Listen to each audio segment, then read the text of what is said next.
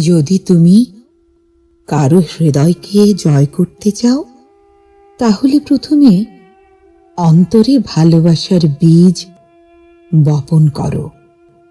আর যদি তুমি জান্নাত পেতে চাও, তাহলে অন্যের পথে কাঁটা বিছানো ছেড়ে দাও।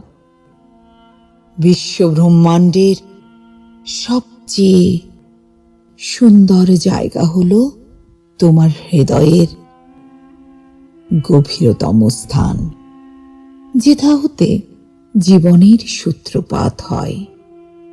যখন আমরা প্রত্যাশা, হিসাব আর চুক্তি ছাড়া কাউকে ভালোবাসি,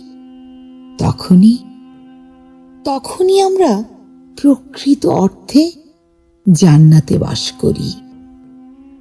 যদি তুমি জান্নাত পেতে চাও, তাহলে অন্যের পথে কাঁটা বিছানো ছেড়ে দাও।